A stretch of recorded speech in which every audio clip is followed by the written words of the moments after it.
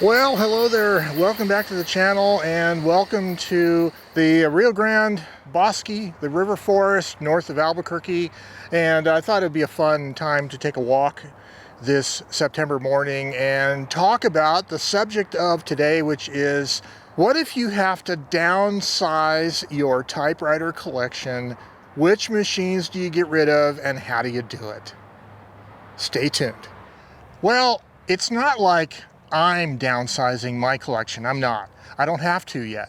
But many of you might be in a position where either you've collected so many machines so rapidly that your collection's kind of got out of hand, or maybe you're moving to another housing situation and you just can't deal with all these typewriters, or maybe it's a domestic situation, maybe to have peace with your significant other. That's always an issue. Whatever the reason, there are some thoughts I have about that might help you decide how to do that. And part of it is based on what kind of collection you have.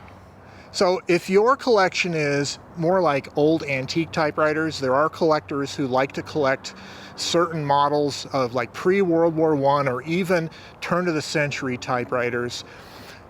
You have more of like a historical collection, and if you have to downsize, your considerations are more like finding someone who might appreciate them as historic objects.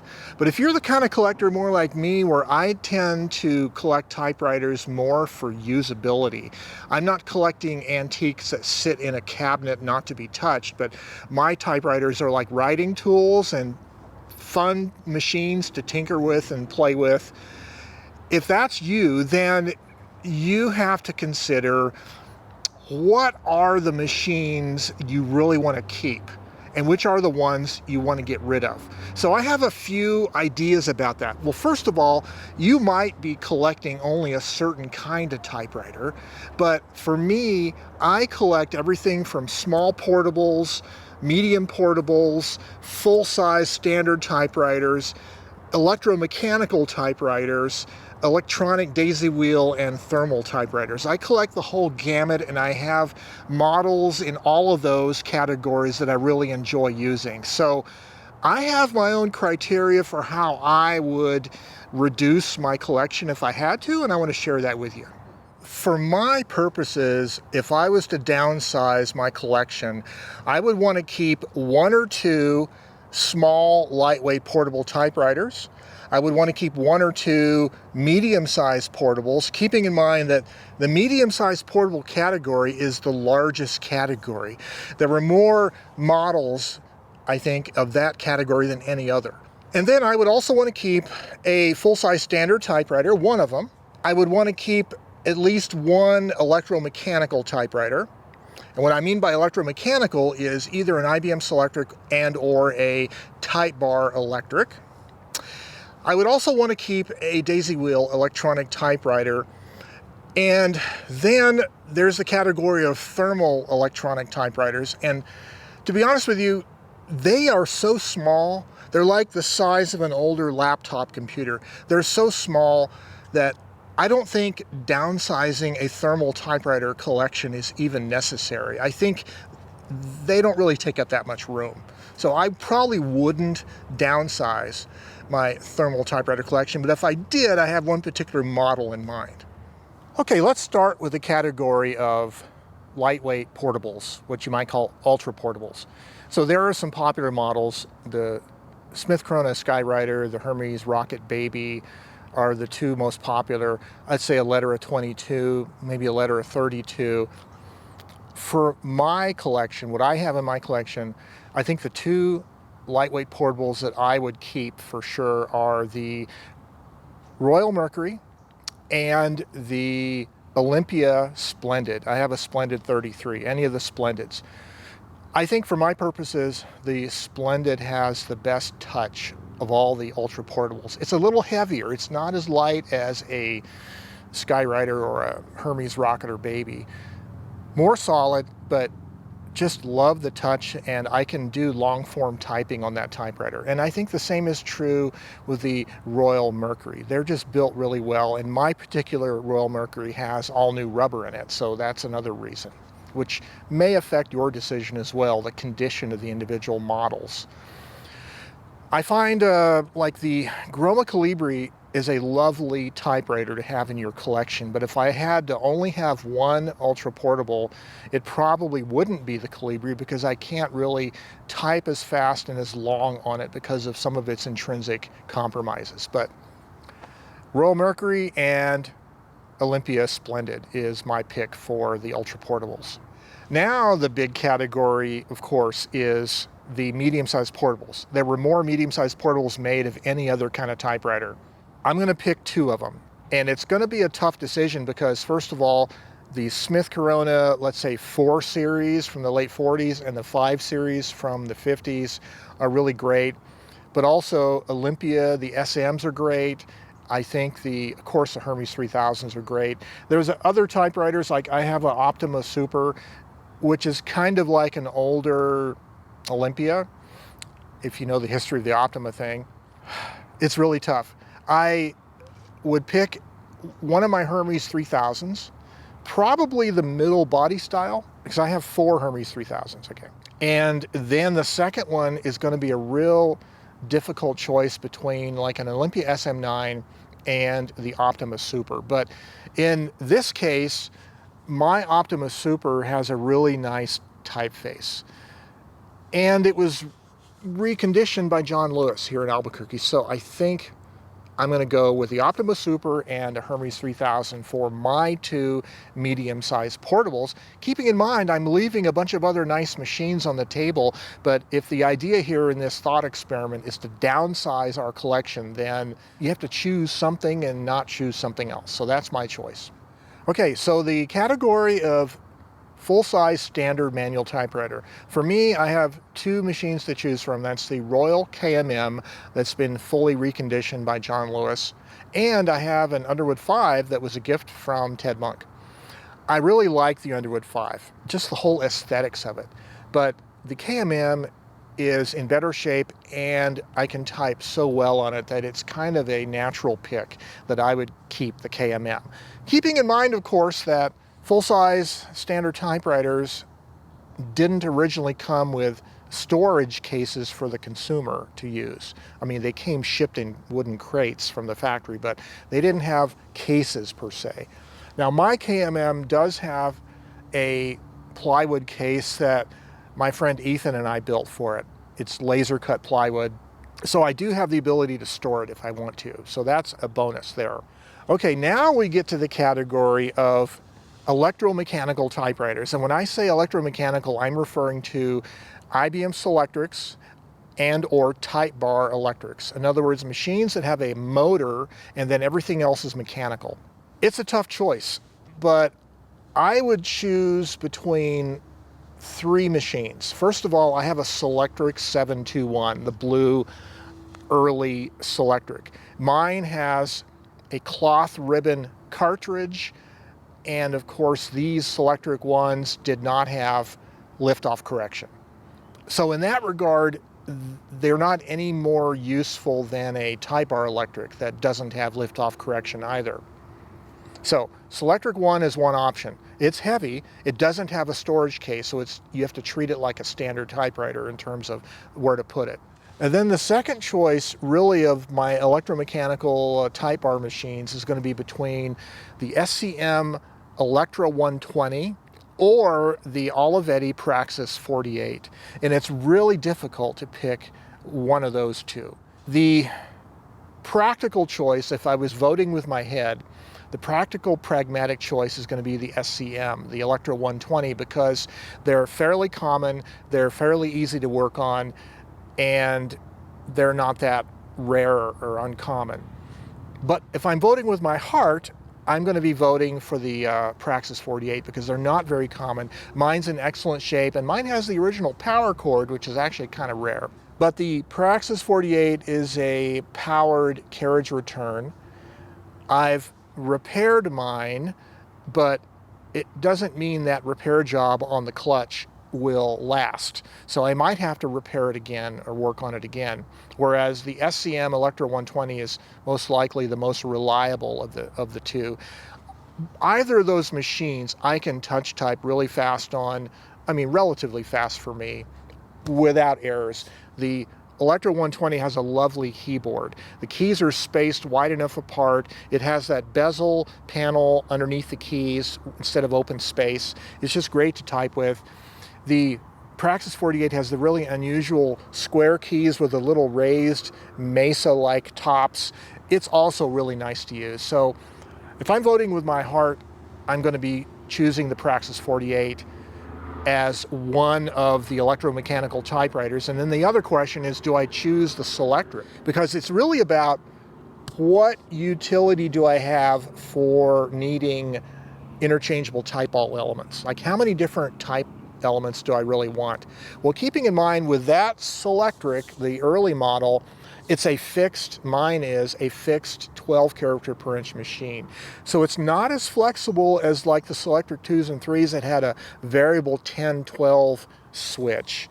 I would say, given my collection, and the next category we're going to talk about is daisy wheel typewriters. I have a Brother daisy wheel typewriter, really pretty small, very portable with a handle, lightweight. It has 10, 12, and 15 character per inch, and it also has a number of print wheels with it. Not as many print wheels for the Brother as there were type elements for the IBM, however, but for my needs, like having variable kinds of typography isn't as important to me as the fact that either the Praxis 48 or the Electro 120 have cases, and that means they can be stored away like any other portable typewriter.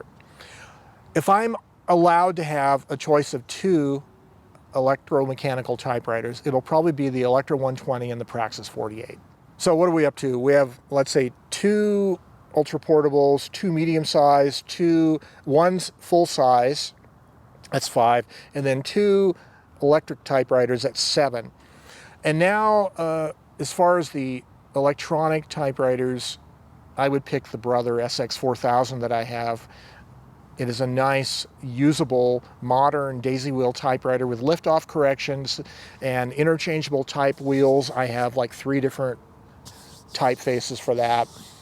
So I think it takes the place of the IBM, and it does things the Selectric one doesn't, namely lift-off correction, and much lighter and easier to transport and store.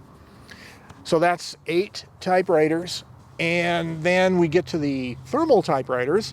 As I said earlier, they don't take up much room, but if I had to choose one thermal typewriter in my collection, would be the Canon Typestar 220. The Typestar 220 has a really dark mark it makes on thermal paper. It's just darker than a lot of the older ones. It's just wonderful.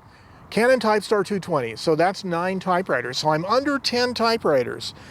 And I think for myself, if I was to limit myself just to those machines, I could be personally happy because it gives me the variety.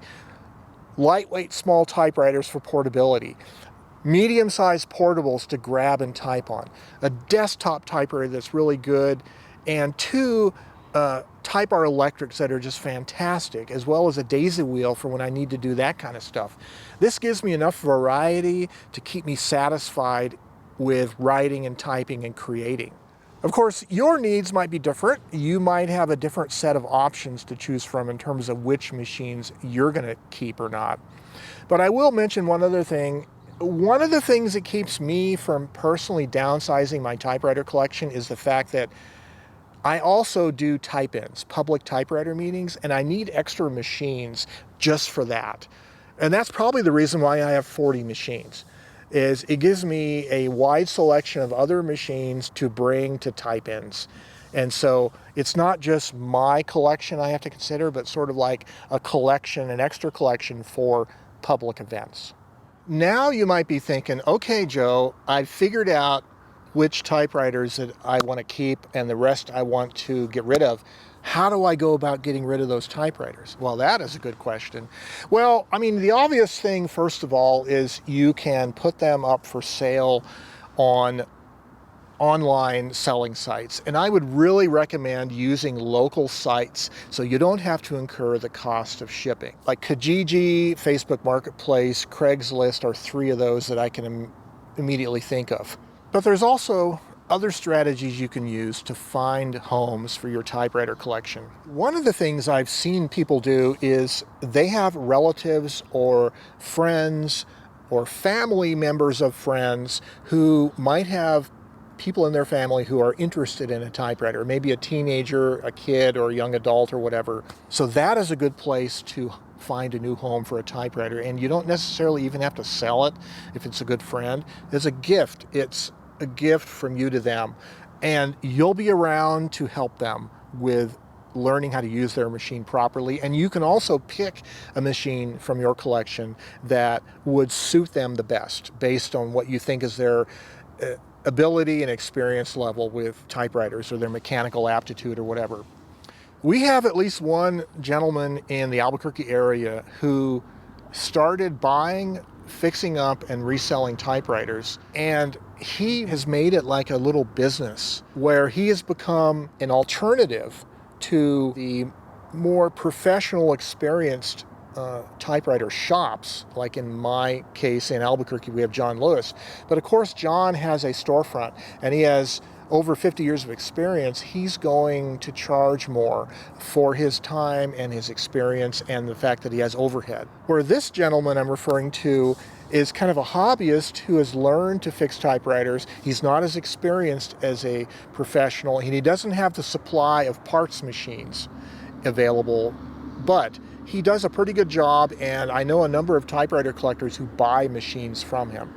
All of that to say, you might want to consider, if you have a collection that you want to downsize a little bit, maybe you could start selling them on the local market. And then if you still have a hankering to collect more typewriters, instead of filling up your house with them, you can collect them, you can acquire used typewriters cheaply, clean them up, fix them up, make them presentable, and then resell them locally. So you might find yourself in a little reselling business. And that is another interesting strategy because it satisfies your desire to collect without clogging up your life with a collection. So then there are other ways to market and sell used typewriters. And one of the things that's really fun is to think about going to craft fairs and going to flea markets in your area. Set up a table or a booth and have some nice typewriters, at least 5, maybe 10 typewriters, really nicely cleaned up, the cases cleaned up, very presentable. Lay them out, have paper in them, have a little booklet or a flyer that you've printed about how to use a typewriter, what are all the social media typewriter links and resources online, and you might find yourself with a nice little way to sell typewriters locally in like craft fairs and flea markets that way. And that is a fun thing to do because that also becomes maybe a venue where you can continue to collect, fix up, and sell typewriters as a hobby, a side business. So now let's say you've succeeded in identifying which machines you want to keep and which ones to get rid of, and you've figured out a strategy for getting rid of them, and you are now downsizing your collection and you're left with a core group of typewriters in your life that you really enjoy using. Now what? My advice is to start using that smaller group of typewriters, that smaller collection, start using them more purposefully and start rotating through between the small portables, the medium portables, the standards, the electrics, and all that. Rotate through them periodically and enjoy to the fullest extent possible the variety of experiences with creating using these various kinds of machines. Because I think that'll give you a lot of satisfaction in your life that will help you keep you from recollecting, from starting a large collection all over again, if you can find satisfaction in the machines you do have. And so, out in this beautiful, almost autumn, Rio Grande River in the north end of Albuquerque, I wish you the very best with your creative pursuits. And as always, have yourselves a great day. Bye-bye for now.